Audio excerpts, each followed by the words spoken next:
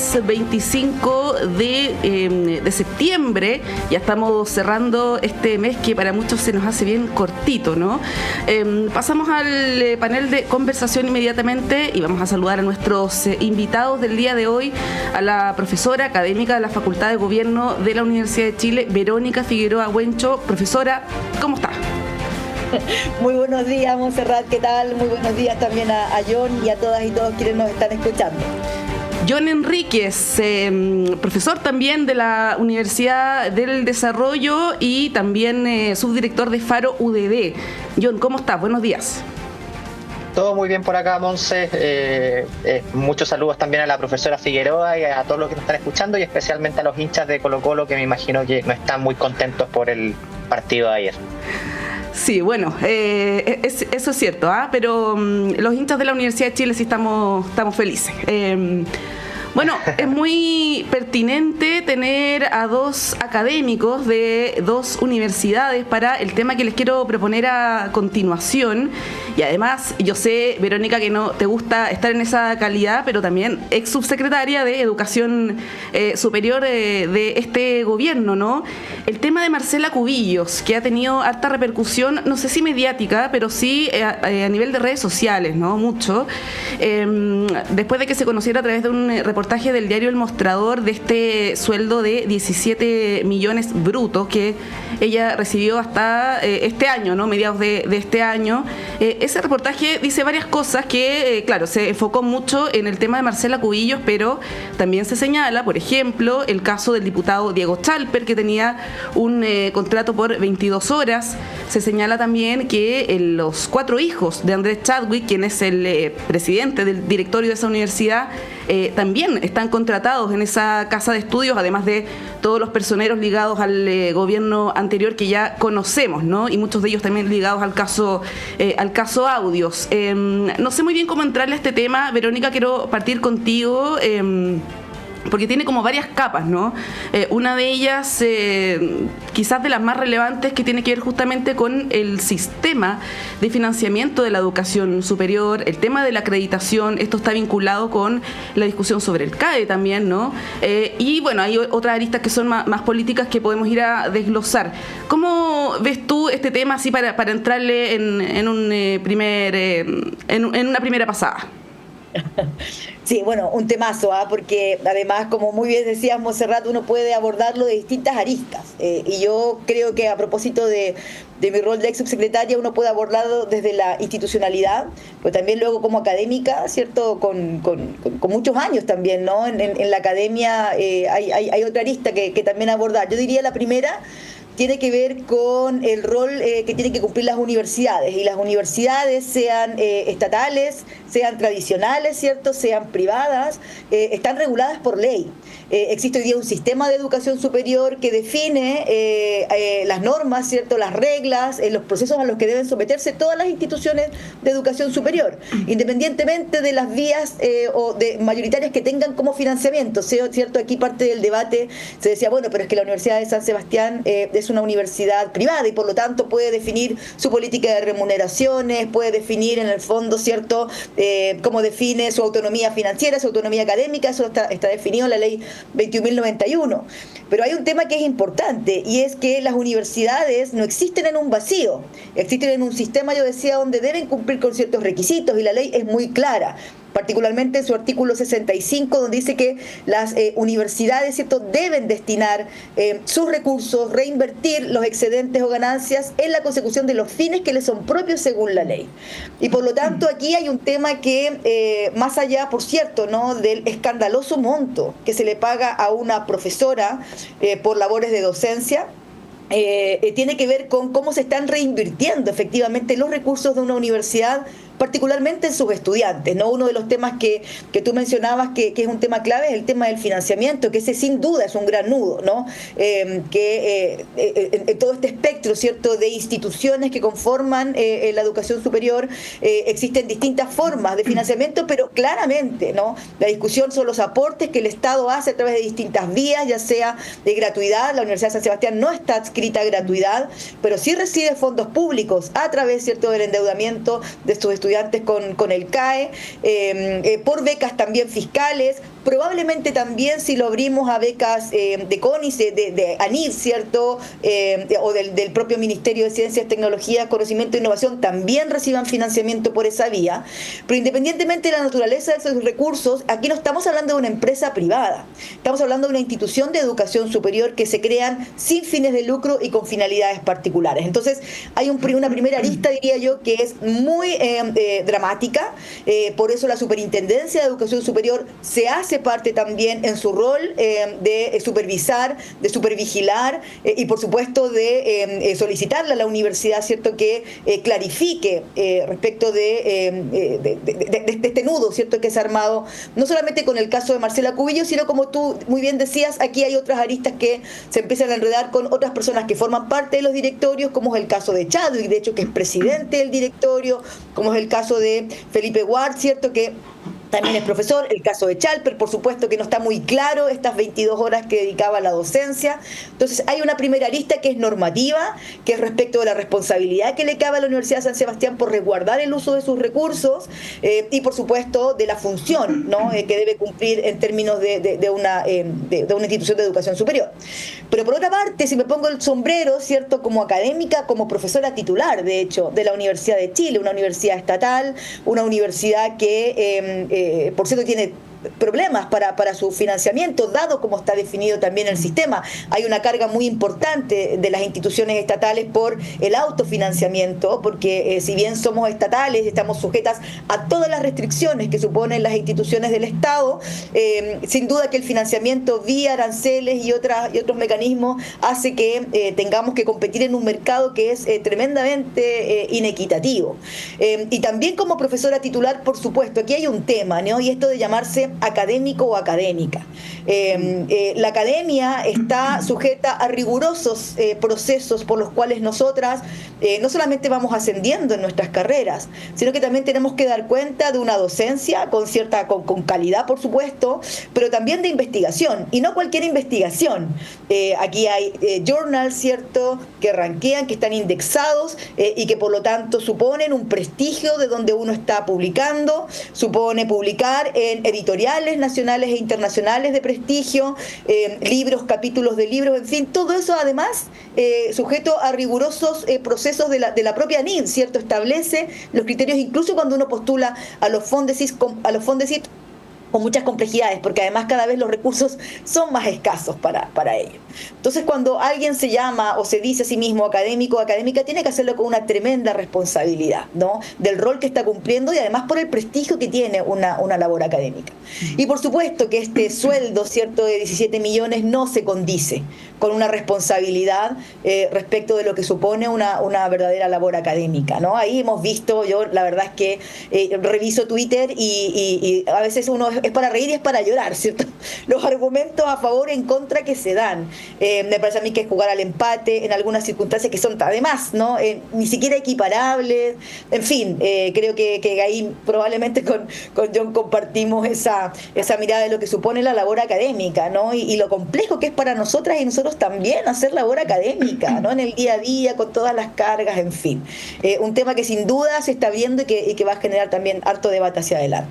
Sí, John, porque justamente esto desató una furia en general, podríamos decir, de la comunidad académica y de manera bien transversal. Yo leía, por ejemplo, comentarios de Cristóbal Belolio, de Paulina Astroza, de Cristina Dorador, digamos, de sectores, de sensibilidades distintas, pero que todos compartían esa indignación con esta situación porque efectivamente Marcela Cubillos no tiene publicaciones, no tiene doctorado, no tiene investigación, lo que le agrega un componente más a este tema. ¿Cómo lo ves en una primera pasada desde el punto de vista también antes de ir a lo político, ¿no?, desde el punto de vista de las universidades, del rol que tienen también estas instituciones? A ver, yo creo que las universidades naturalmente son cada vez más complejas en el sentido de que todas las universidades parten cuando nacen con una aspiración de impartir docencia. Es lo natural que una universidad parta con alguna facultad o algunas facultades destinadas más bien a la docencia, y en la medida que van creciendo justamente para posicionarse mejor en los rankings, para aportar de forma más plena a la sociedad, justamente buscan avanzar también en la investigación y por lo mismo las universidades buscan cada vez más tener una mayor cantidad de profesores que tengan doctorado, que aporten con investigación, pero creo que es súper importante también tener presente que para los alumnos el contar con claustros diversos también supone un valor agregado. O sea, yo creo que tiene un valor independiente de si se trata de políticos que fueron parte de un gobierno de izquierda o un gobierno de derecha, que enseñen, que transmitan, por ejemplo, en las escuelas de gobierno, en las facultades de derecho, su experiencia práctica, de la misma forma que, por ejemplo, para yo que me dedico a temas de derecho corporativo, derecho comercial en particular, lo que me aporta en un aula de clase es un profesor dedicado 100% a la investigación, es igual de valioso que lo que me puede aportar algún abogado que esté dedicado al ejercicio profesional y que en sus tiempos residuales o marginal, como profesor adjunto o profesora, se dedica también a impartir docencia. Entonces yo creo que en este caso muchas veces la academia tiende a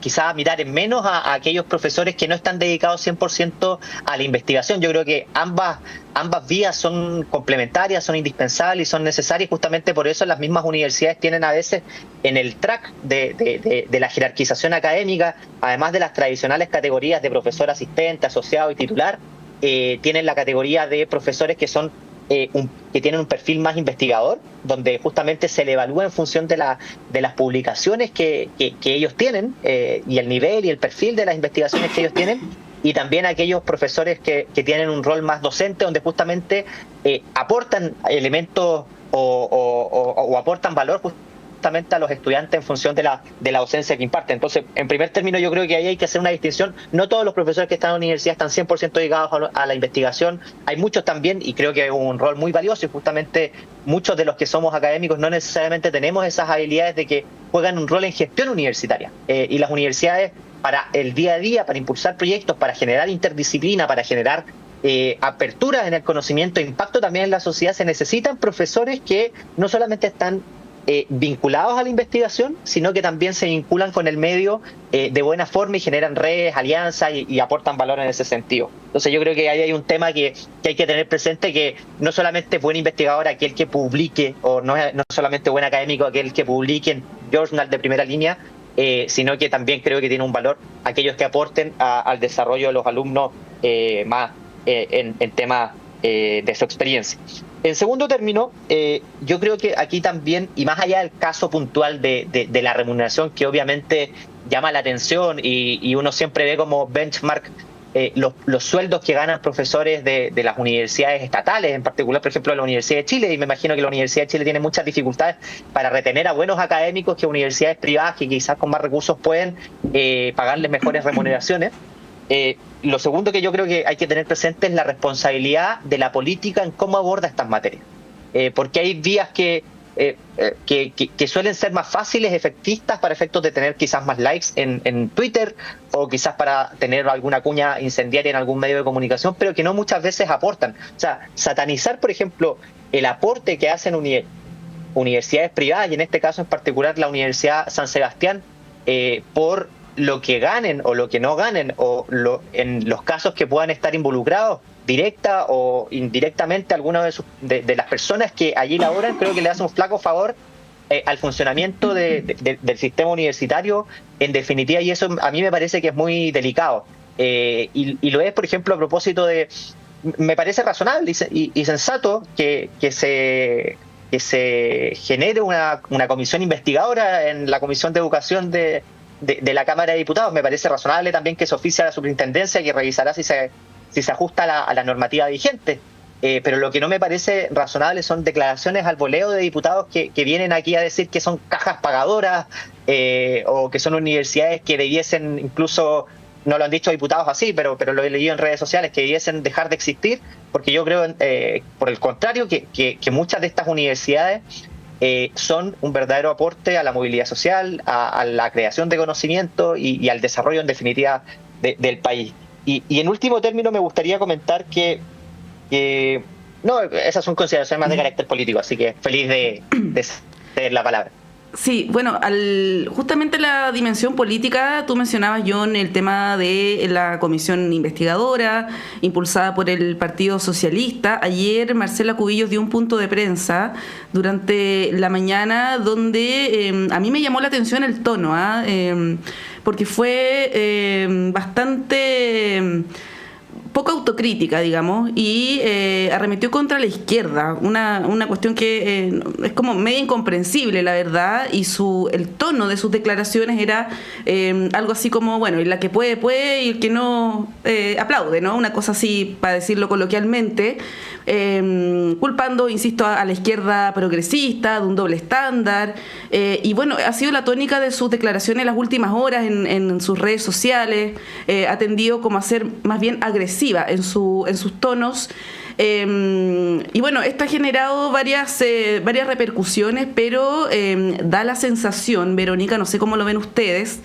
que esto electoralmente no necesariamente le va a afectar a Marcela Cubillos. Ella es evidente que hay una estrategia comunicacional detrás que le está hablando a un electorado que tiene más o menos seguro.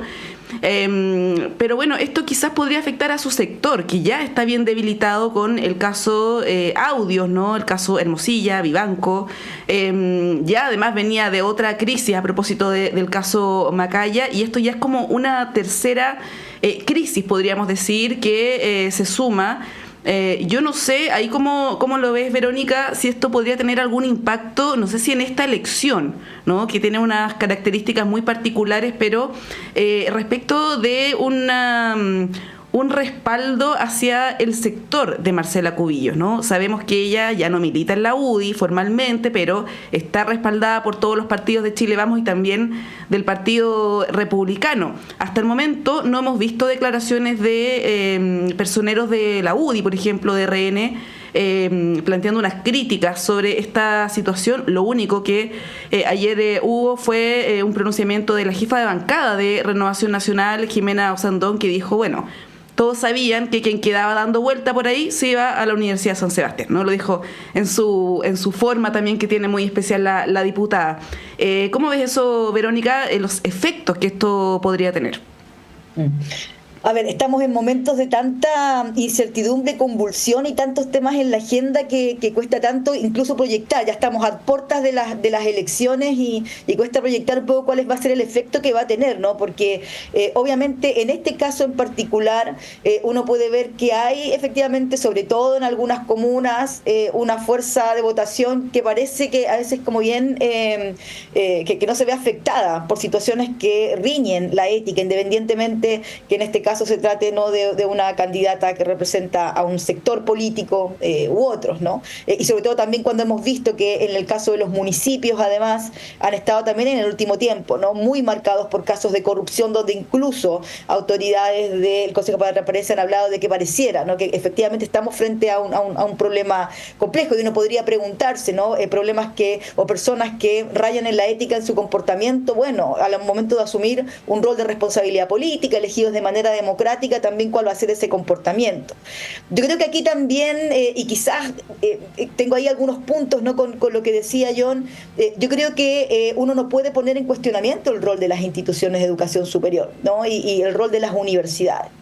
Pero en el caso de la Universidad de San Sebastián son muchos los temas que se van cruzando, y uno podría, nadie puede dudar de la buena fe, hay que demostrar, por supuesto, que existe dolo, en fin, pero sí uno puede plantearse que hay situaciones que son complejas, ¿no? A mí me parece que, y también ocurre en universidades estatales, la llegada de personas que están en el mundo político enriquecen los debates, la formación, ¿cierto?, de futuras y futuros ciudadanos que van a tomar decisiones en distintos contextos, y eso, por supuesto, siempre es valorable. Lo que no es apreciable es que dentro de que finalmente se ponga en entredicho el rol de las instituciones de educación superior por el comportamiento que riñe, ¿no? La ética, hay que comprobar que aquí pueda existir algún tipo de afectación a la ley, pero que riñen, ¿no?, con el comportamiento que se espera de quienes tenemos la responsabilidad de formar a estas personas, ¿no? Que tenemos que tener un comportamiento y dar el ejemplo también, ¿no? Si efectivamente queremos ser referentes. Y creo que ese es el principal problema que uno puede encontrar demostrar en el caso de la Universidad San Sebastián, ¿cierto? Tenemos a Chadwick, tenemos a Felipe Ward, tenemos incluso a Ángela Vivanco, tenemos, ¿cierto?, que formó parte de esta casa de estudios, tenemos a un diputado, tenemos a otras personas que están además no muy vinculadas al caso Audios. Entonces me parece muy legítimo que existan dudas, las dudas son legítimas, y hay que indagar y ver qué es lo que está sucediendo ahí. Sobre todo no solamente por la imagen de la Universidad de San Sebastián, sino de la imagen del sistema de educación completo. A mí me tocó como subsecretaria relacionarme con todo el sistema y no tengo ninguna duda, ¿no?, de los proyectos que en todo el espectro de diversidad de instituciones tienen respecto de cómo contribuyen al desarrollo de la sociedad y el rol que tiene la educación superior en ello.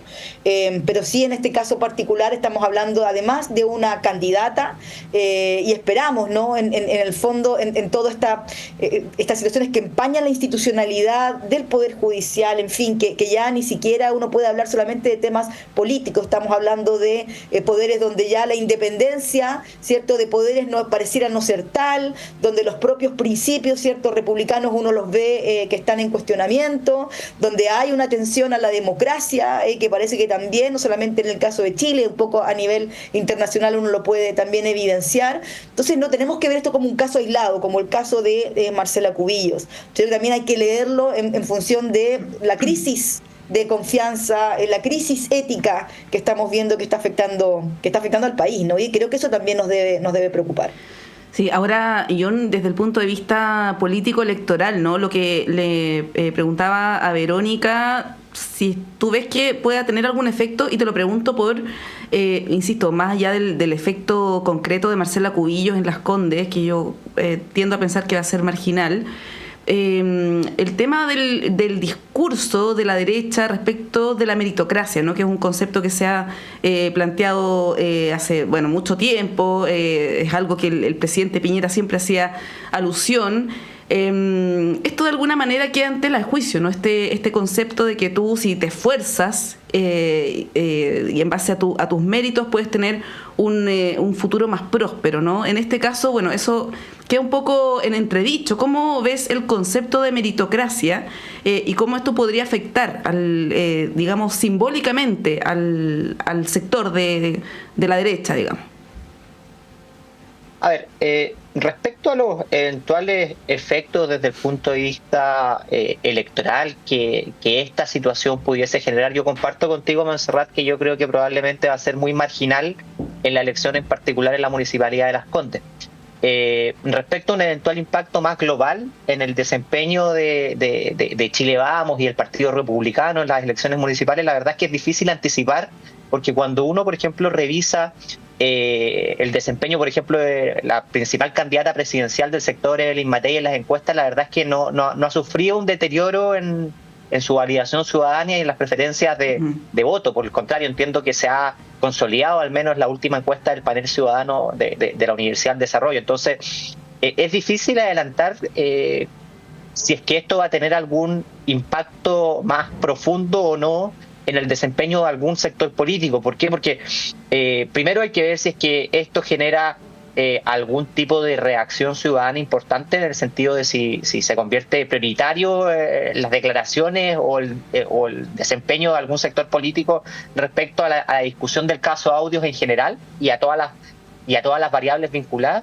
Y segundo, porque también estas elecciones están marcadas por un fuerte componente local. O sea, uno puede ser de una sensibilidad política y tener una buena opinión, por ejemplo, respecto a un gobernador. Creo que uno de esos casos, por ejemplo, es el caso del gobernador Flies en la región de Magallanes, que ha sido un gobernador que ha destacado en parte por su gestión y que es también bastante, un diario lo decía o algún comunicado lo decía, ecuménico en cuanto a las formas. Entonces es muy difícil señalar que vaya a tener algún impacto en algún sector particular, porque la naturaleza de las elecciones es distinta. Respecto al concepto meritocracia, yo creo que es un concepto valioso y que hay que cuidar y que hay que fortalecer siempre cada vez más que se pueda. La credibilidad de las instituciones o la credibilidad en los grupos de poder siempre ha estado puesta en entredicho, y en las últimas décadas más todavía. Yo creo que justamente estos casos que suceden cada cierto tiempo lo que hacen justamente es volver la atención respecto a ello, pero la meritocracia como concepto justamente forma parte de uno de los pilares que son propios de la centro derecha, al igual que la libertad de elección, por ejemplo, y que yo creo que son muy valiosos. ¿Por qué? Y que hay que todo el tiempo esforzarse por remover aquellos obstáculos que impidan que una sociedad sea meritocrática y auténticamente libre, porque aquellas sociedades donde hay mercados que funcionan de forma correcta, donde hay competencia, donde no importa el origen social o no importa otro tipo de variables, son sociedades donde son más plenamente democráticas también. Entonces yo creo que si es que uno quiere fortalecer la democracia, primero protegerla y después fortalecerla, y aquí yo creo que estamos todos de acuerdo en que la democracia es el mejor sistema para resolver nuestras diferencias, para avanzar, para construir. Es indispensable al mismo tiempo que esos países sean más meritocráticos, países donde operen justamente el talento, el mérito, y donde los mercados también sean más profundos y competitivos. Y yo creo que justamente lamentablemente el sistema político por el contrario no necesariamente fortalece la meritocracia, sino que muchas de las reformas que se están discutiendo o aprobando, o cómo se están canalizando ciertas discusiones, al revés, lo que generan es mayor status quo, y profundizan muchas veces esta sensación de desamparo que algunas personas tienen. Pongo un ejemplo, por ejemplo, que ha pasado ciertamente desapercibido, que puede que esté un poquito, o sea, se escapa un poco del objeto mismo, pero debiese ser una cuestión que a todo el mundo nos debiese preocupar, de que un proyecto de inversión como en el caso de Colbún se haya retirado justamente por problemas en materia de institucionalidad ambiental, y al mismo tiempo una empresa también del mismo rubro haya aprobado o se la juegue por invertir sumas muy cuantiosas de dinero en Brasil, en la segunda empresa. Entonces ahí hay temas de que si la inversión se aleja, la verdad es que la meritocracia es imposible, por más buenas políticas públicas o buena voluntad que pudiésemos tener. Se requiere de la empresa privada, se requiere de los mercados operando en buena forma y competitivamente para que ello se haga realidad.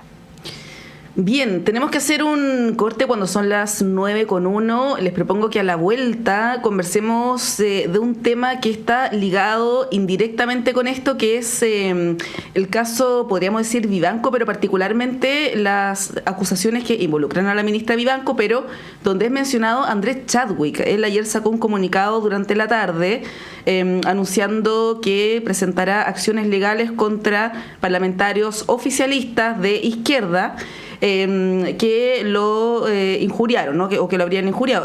Para ser precisa, lo que señala la acusación constitucional impulsada por el Partido Socialista, entre otros, es que Andrés Chadwick sería un motor del tráfico de influencias, lo que trae de alguna manera ciertas reminiscencias de lo que ocurrió con esta carta redactada por la bancada de la UDI respecto del ministro Jackson, ¿no? Donde se le catalogaba ahí con una serie de epítetos y también con algunos delitos, ¿no? Eso todavía está ahí en curso, hay una acción judicial pendiente. Les propongo que abordemos este tema ya con mayor profundidad a la vuelta de la pausa. Son las 9:03, hacemos un breve corte y volvemos en unos instantes.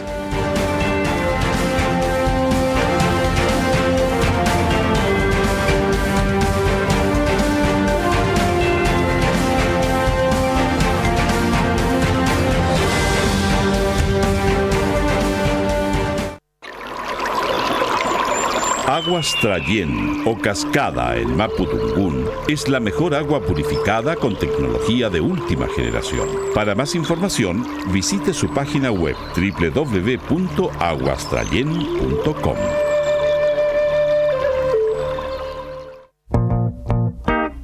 Todos los sábados a las 21 horas, Alberto Mayol, Omar Sarraz, Patricio López y Antonella Esteves se reúnen para revivir la tradición de una amable conversación entre amigos alrededor de un libro y para discutir sobre literatura y la vida misma. Radio Universidad de Chile te invita a ser parte de esta República de las Letras y compartir la pasión subjetiva y personal de cualquiera que ame los libros. Te esperamos cada sábado a las 21 horas en la República de las Letras, un clásico de Radio Universidad de Chile.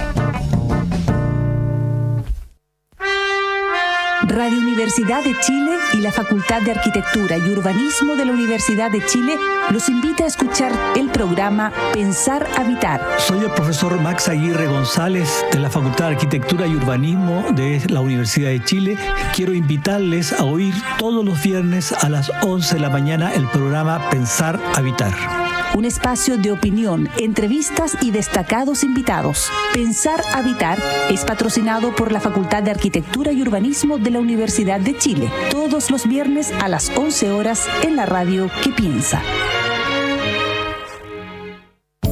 Hola, soy el periodista y locutor Luis Hernán Schwaner y quiero invitarles a compartir cada viernes a través de Radio Universidad de Chile el Último Café. El Último Café, cada viernes a las 22 horas en Radio Universidad de Chile, 102.5 FM y en nuestra señal online en www.radio.uchile.cl.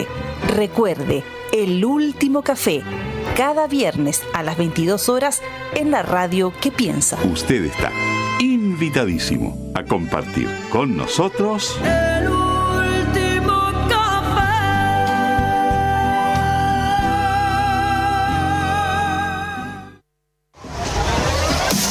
Soy el profesor Santiago Schuster y quiero invitarlos todos los miércoles a escuchar el programa Derecho al Aire, el programa de la Facultad de Derecho de la Universidad de Chile, con el que queremos desde el derecho conversar y analizar distintos temas de interés. Derecho al Aire, todos los miércoles a las 18 horas en el 102.5 FM y en radio.uchile.cl.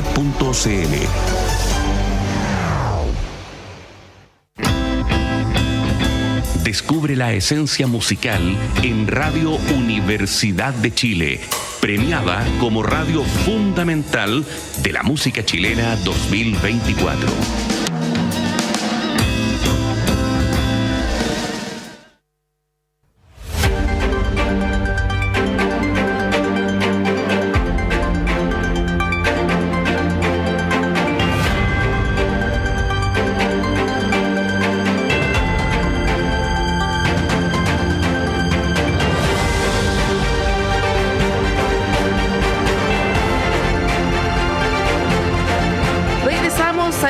Primera edición de Radio Análisis en el panel de conversación con nuestros invitados John Enríquez y Verónica Figueroa Huencho. Yo les había anticipado antes de la pausa el tema de las acusaciones constitucionales, pero enfocado principalmente en la situación del exministro Andrés Chadwick, a quien las últimas semanas se le ha pedido una explicación pública, ¿no? Por distintos hechos donde él ha salido mencionado, reportajes, ¿no? De la prensa, particularmente en el caso de CIPER Chile, y ayer no sale a referirse a esas situaciones, sino más bien a la imputación que se le hace en uno de los textos acusatorios, que es el de la oposición, del oficialismo, digo, ¿no? Donde se le acusa de ser el motor de tráfico de influencias. Él anuncia acciones legales y bueno, está la situación ahí en desarrollo. Verónica, ¿cómo observas esto de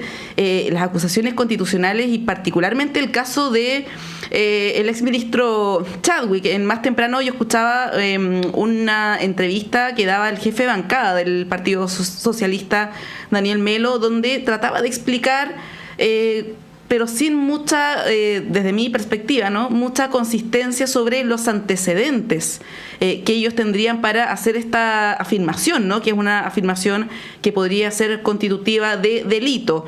Se está incurriendo en lo mismo que ocurrió hace algún tiempo con el exministro Jackson.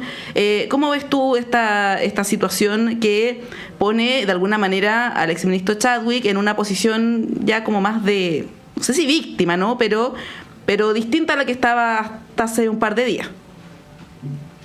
Bueno, sí, yo creo que ahí también hay varios elementos que quizás vale la pena considerar, ¿no? Algunos tienen que ver, obviamente, con el propio proceso de las acusaciones. Recordemos que son 3 procesos o 3 acusaciones que hoy día están en marcha y que tienen que ver con el rol, ¿cierto?, de Ángela Ivanco, de Sergio Muñoz y de Jean-Pierre Matus.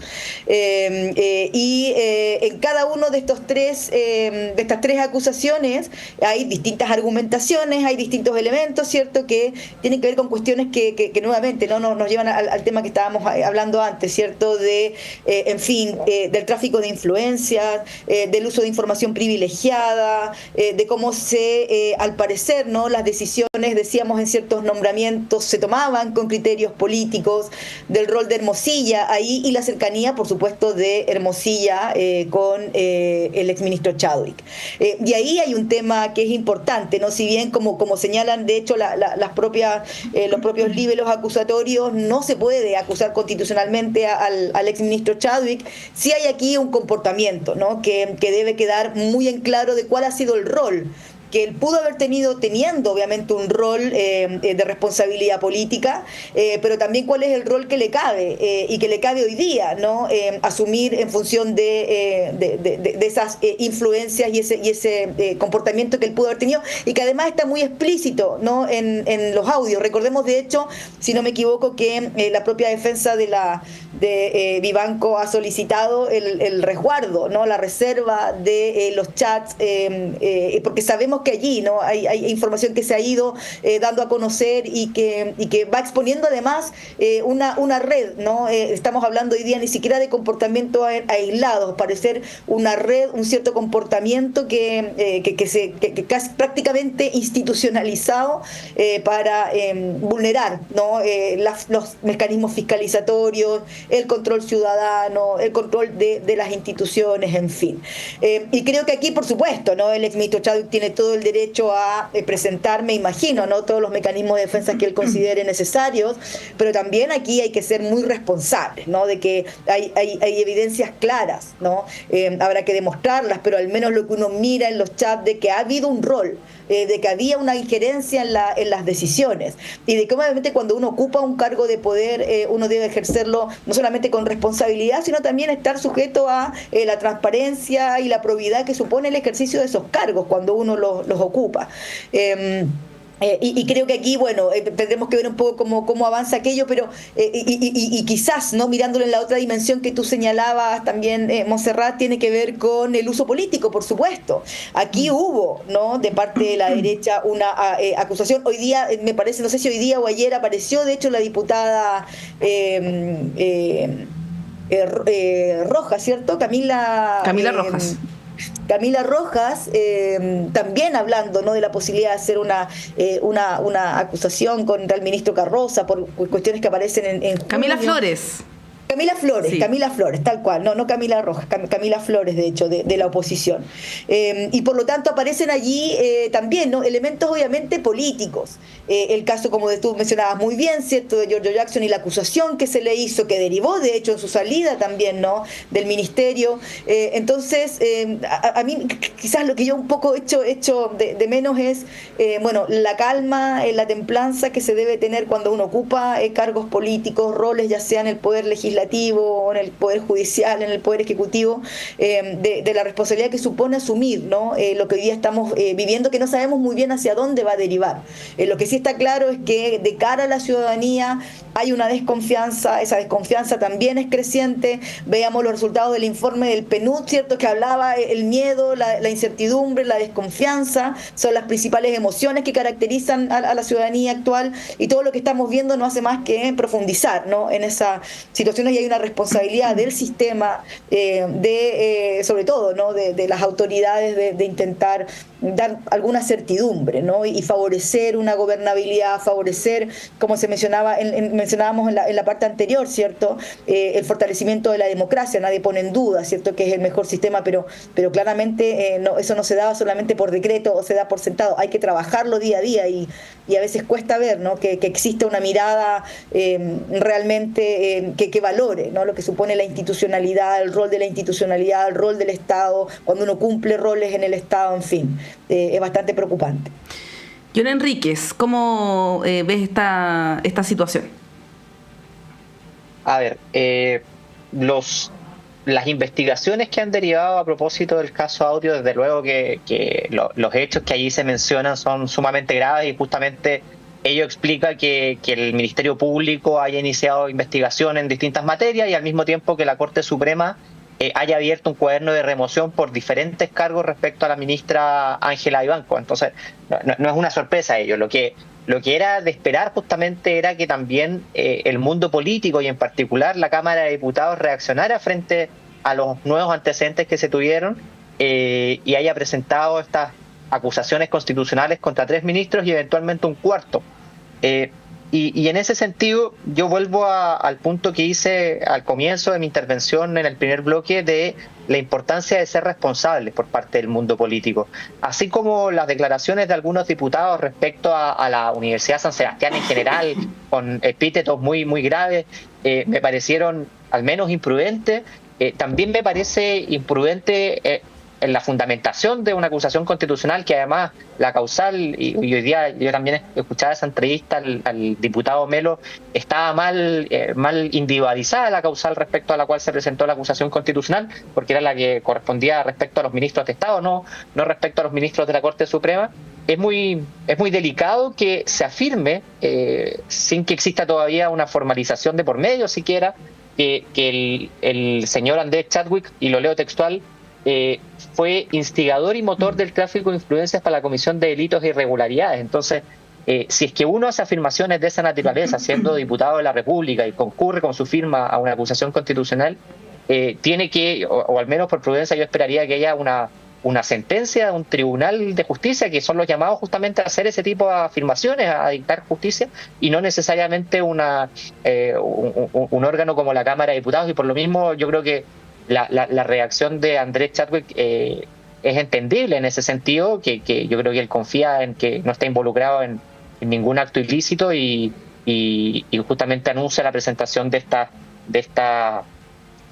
querellas. Entonces, yo espero que esto sea no necesariamente un momento de reflexión de que las cosas que se digan en política, en los medios de comunicación, en las radios, van generando también realidades y quienes son llamados a impartir justicia son los tribunales de justicia previa investigación de los órganos competentes y no necesariamente los actores políticos.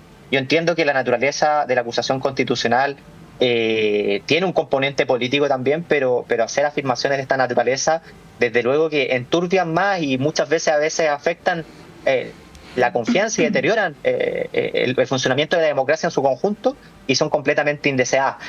De la misma forma que cuando discutimos, y recuerdo que fue, me parece, en esta misma radio, las acusaciones que se le hacían, o el tenor de las acusaciones que se le hacían al exministro Jackson, también me parecieron, desde luego, imprudentes, y eso generó también una reacción por parte del ministro Jackson, que tuvo ciertos efectos también. Bueno, los quiero llevar a otro tema que no está para nada vinculado con esto y que es la participación del presidente Boric en la Asamblea General de Naciones Unidas. Ayer, a eso de las 6 de la tarde, dio un discurso el presidente precedido por otros como Javier Milei, quien fue a hablar mal de la ONU ahí en Naciones Unidas, una cuestión bien singular. Pueden hacer alguna referencia también a ese discurso que llamó bastante la atención y generó impacto a nivel global, pero en el caso del presidente Boric, él hizo varias alusiones bien interesantes, no sé si vale la pena ir desglosándolas, pero por ejemplo planteó que Chile no está en condiciones de recibir más migración, ¿no? Fue bien categórico en cuestiones que ya he señalado antes, entre que no hay que elegir entre el terrorismo de Hamás y el genocidio en el que incurre el Estado de Israel. Fue categórico nuevamente respecto de Venezuela, país al que calificó como una dictadura, y planteó el tema del compromiso con la democracia y los derechos humanos, que era un poco el sello que tenía esa intervención. ¿Cómo ves, Verónica, esa participación de Chile? Esto ha generado reacciones previas y posteriores, ¿no? La comunidad judía en Chile también tuvo ciertos reparos con la reunión que sostuvo el presidente con Mahmoud Abbas, que es el presidente del Estado palestino. También ha habido reacciones desde Venezuela, como era previsible después de su discurso. ¿Cómo observas la intervención del presidente en la Asamblea General de la ONU? Bueno, varios temas, yo creo que efectivamente, como señala Montserrat, que tocó el presidente Boric y que son, bueno, relevantes no solamente para la agenda nacional, a diferencia de otras ocasiones, además hizo o tocó temas, ¿no?, que tienen que ver con la región y bueno, y con problemas que obviamente están ocurriendo en el caso de Ucrania, ¿cierto?, en el caso de Gaza, en fin. Yo creo que de todos los temas, bueno, él habló particularmente, obviamente, del caso de Venezuela. Aquí hubo de alguna manera una separación, ¿cierto?, de las posturas que otros gobiernos de izquierda de la región han ido asumiendo, como es el caso del presidente Lula o del presidente Petro, y ahí, bueno, el presidente Boric ha intentado mantener de alguna manera la tesis, ¿cierto?, de las elecciones, la tesis de la dictadura en Venezuela, llamando también a que Estados Unidos levantara las sanciones contra Venezuela, ¿no? Y obviamente la incidencia que eso tiene en la pobreza, decía él, en los pueblos, y que no afecta necesariamente, decía, a los dictadores. Creo que ahí hay un tema y bueno, y lo vincula también con cómo la situación de Venezuela, la crisis, ¿cierto?, que existe en Venezuela, ha ido derivando en la cantidad, ¿cierto?, de migrantes que han ido, más de 7 millones, al menos él daba cuenta, de los cuales 700.000 al menos, 800.000 existirían en el caso de Chile, y él decía, bueno, nosotros por responsabilidad no podemos recibir más migrantes. Recordemos que aquí la migración es un derecho, ¿no? Y claro, hay también allí cómo los estados son capaces de prepararse y si pensamos no solamente en términos actuales, a futuro, probablemente la crisis y la emergencia climática que estamos viviendo suponga que no solamente van a haber mayores migraciones por cuestiones políticas, ¿no?, particularmente centrándolo en el caso de Venezuela. Entonces creo que también es un llamado de atención a la gobernanza de los estados, de cómo nos preparamos para las próximas décadas y los conflictos que probablemente surjan en distintas partes del mundo que van a llevar o a forzar a una migración. Otro punto interesante que a mí me parece, tú lo mencionabas, tiene que ver, ¿cierto?, con el caso o el caso de Gaza y de Israel, y aquí él plantea siempre esta postura, ¿cierto?, por una parte no al terrorismo de Hamás, pero tampoco no a la postura genocida y a las acciones genocidas que ha tenido el gobierno de Israel. Y yo creo que aquí hay un tema que, a propósito de toda esta contingencia que estamos viviendo, no somos plenamente conscientes de lo que está ocurriendo en Gaza, de que sigue ocurriendo una masacre, de que aquí hay obviamente un tema que debe preocupar a los países, a los estados, que hay que estar permanentemente también, no solamente en los espacios institucionales como la ONU, sino también dando cuenta de lo que está ocurriendo en Gaza, e independientemente obviamente de la molestia que pueda ocurrir. Creo que aquí hay una cuestión que tiene que ver, ¿no?, con crímenes, ¿no?, de lesa humanidad que se están produciendo en el caso de Palestina. Y el otro que me parece interesante también, que lo mencionó el presidente, tiene que ver con esta idea de reformar la institucionalidad de la ONU e instar, ¿cierto?, a que haya una mujer, dijo él, una mujer americana que sea quien suceda a Guterres hoy día, ¿cierto?, quien está que es el secretario general de la ONU, y bueno, todos lo leyeron como un guiño, ¿no?, a la candidatura que puede hacer la expresidenta Michelle Bachelet, y que hace rato ya que además hemos ido escuchando que ella es una figura que concita cierto consenso para ocupar un rol tan importante, y bueno, por supuesto que en lo particular me parecería muy, muy, muy relevante, y creo que está más que preparada también para ocupar una responsabilidad de ese tipo. Sí, ahí le dio un empujoncito a la expresidenta Bachelet. John Enríquez, ¿qué te pareció la intervención de ayer y también la jornada previa en Naciones Unidas? A ver, en lo sustantivo y respecto al tema Venezuela, me parece que las declaraciones del presidente Boric son adecuadas, oportunas y consistentes justamente con lo que ha venido planteando. Lo decía Daniel Mansuy en una radio previamente. Aquí me parece que efectivamente hay un convencimiento personal respecto a la gravedad de la situación en Venezuela, y me parece que es muy valioso que él mismo utilice afirmaciones tales como que estamos frente a una dictadura, hace no mucho tiempo, o incluso hay algunos que aún siguen defendiendo que no estamos frente a una dictadura, cuando ya todo el mundo tiene, o gran parte de la población tiene conciencia de que estamos frente a un régimen dictatorial, al mismo tiempo que haga un llamado respecto a las acciones de esta dictadura, en particular hace un llamado de que se está robando las elecciones. Me parece que eso es muy valioso, me parece que consolida la posición de liderazgo de nuestro país en materia de respeto por la democracia. que ha sido consistente en todos los últimos gobiernos, y eso es una muy buena noticia para nuestro país. Donde yo, no sé si discrepar es la palabra, porque reconozco que no pude ver el discurso completo, sino que simplemente algunos extractos en prensa, es respecto a las sanciones económicas. El dar a entender que la actual situación de Venezuela y el despoblamiento, si uno pudiese llamar, de Venezuela, la migración de los venezolanos a distintos países, se debe única y exclusivamente a las sanciones económicas que se le pudieron haber impuesto al país, me parece que no es correcto, porque justamente el mal desempeño económico de Venezuela deriva justamente de la falta de democracia que hay en ese país.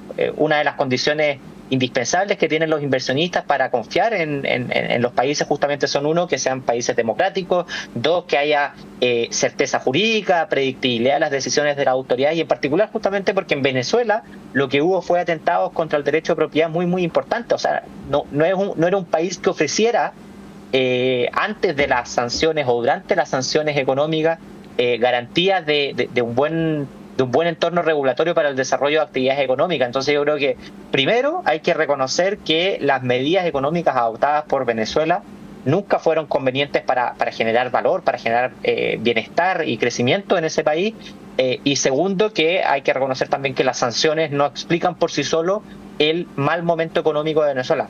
No son culpa de las sanciones económicas, justamente, que Venezuela haya tenido los procesos de inflación que tuvo; no son culpa de Venezuela de que la inversión se haya desplomado, etcétera. Entonces ese me parece que es un tema que es importante poner de relieve, porque muchas veces, y recuerdo también argumentos que cada cierto tiempo se me dan, que Cuba no logró prosperar de alguna u otra forma por las sanciones económicas que se le impusieron. Yo creo que no, yo creo que son las políticas públicas que se implementan las que en primer término determinan el éxito o fracaso de un país en materia económica, y Venezuela justamente fue un ejemplo de que se adoptaron muchas políticas económicas muy inadecuadas para tales efectos. De la misma forma que, por ejemplo, en Argentina el comportamiento macroeconómico de sus autoridades o las decisiones que se tomaron en materia macroeconómica derivó justamente en que tengan hoy día episodios inflacionarios muy muy importantes y que están luchando contra eso y tratando de corregir.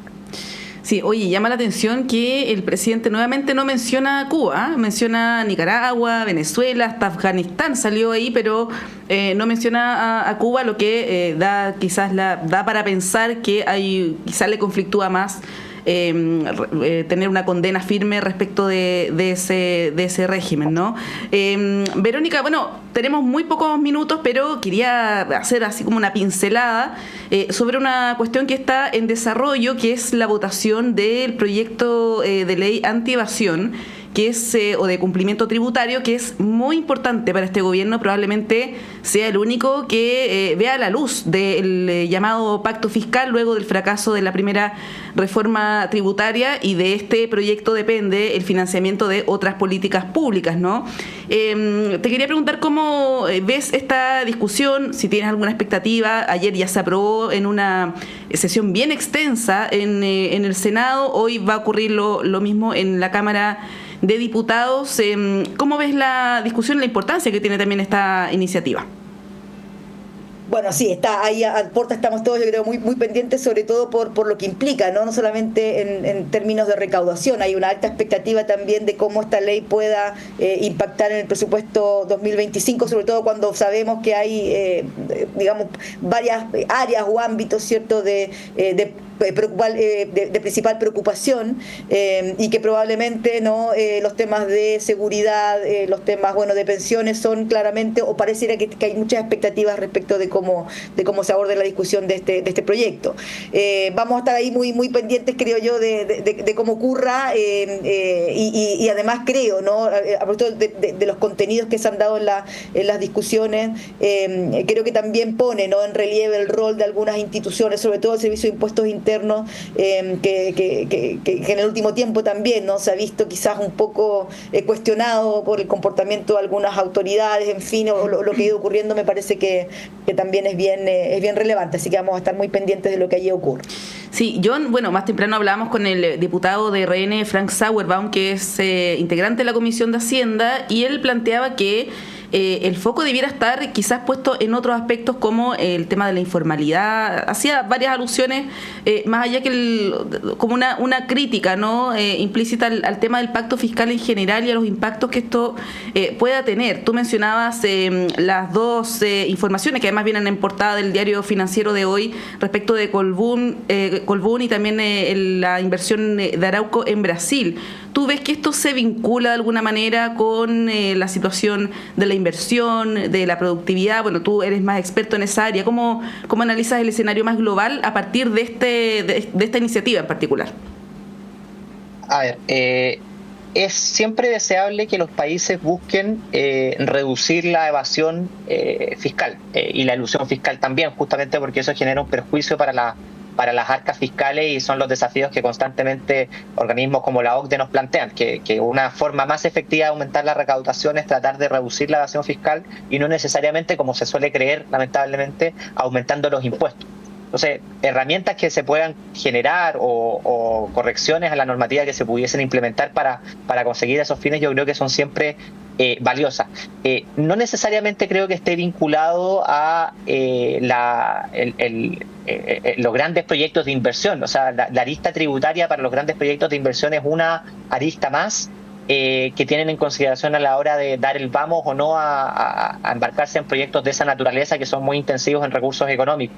Yo creo que hoy día la principal dificultad para las empresas para desarrollar actividades económicas no viene dado necesariamente por el marco tributario, sin perjuicio que creo que la tasa de impuesto corporativo en Chile hoy día es muy alta en comparación a los países con los que competimos y por lo mismo nos hace poco atractivos desde el punto de vista netamente fiscal, desde el punto de vista netamente tributario, pero yo creo que justamente la dificultad que tienen las empresas hoy día para desarrollar proyectos de inversión van asociados a la poca predictibilidad de la autoridad en la definición, por ejemplo, de los permisos y al mismo tiempo a la poca predictibilidad respecto a los plazos o a la excesiva extensión de los plazos, por ejemplo, de los permisos que se requieren para desarrollar actividades económicas. Y por eso hay un proyecto, hay una discusión a propósito de la permisología que es muy relevante. Al mismo tiempo, y esto ya es más una crítica, o no sé si es una crítica, pero una reflexión que debiese servirles a los equipos que están participando en la elaboración de proyectos de presidenciales, el estar constantemente cambiando las reglas del juego también inhibe la inversión. Entonces uno esperaría que si es que se tocan ciertos cuerpos normativos, se toquen para perfeccionarlos, para hacerlos más ágiles, para dotarlos de mayor certeza jurídica y no necesariamente para establecer innovaciones que puedan ser demasiado rupturistas y que puedan de alguna u otra forma inhibir la inversión también. Yo creo que va por ahí. Me parece muy valioso que haya un acuerdo político, entiendo que hay un acuerdo político, sin perjuicio que la senadora Proboste habría anunciado que iba a ingresar indicaciones en respecto al contenido del proyecto de evasión tributaria y confío en que los parlamentarios y los equipos del Ministerio de Hacienda, que suelen hacer muy buen trabajo, hayan sopesado muy bien los pros y los contras de cada una de las definiciones que allí se adoptaron. Bien, vamos a estar pendientes de lo que ocurra con ese proyecto. A partir de las 10 de la mañana la sala de la Cámara va a discutir esta iniciativa, la ley anti-evasión. Son las 9:32, tenemos que cerrar este bloque. Agradecemos a Verónica Figueroa Huencho. Verónica, muchas gracias, que tengas un excelente día. Muchas gracias, Montserrat, por la invitación. Que sea un excelente día también. Un abrazo a John a la distancia y a todas y todos quienes nos escucharon. Gracias, Verónica. Gracias, John Enríquez. Muchas gracias también por acompañarnos. Que tengas un muy buen día. Muchas gracias, Monse. Me sumo a las palabras de la profesora Figueroa y les deseo a todos un muy buen día y ánimo con sus trabajos. Gracias a ustedes. Bueno, hacemos un breve corte cuando son las 9:33. A la vuelta está Claudio Medrano con ustedes.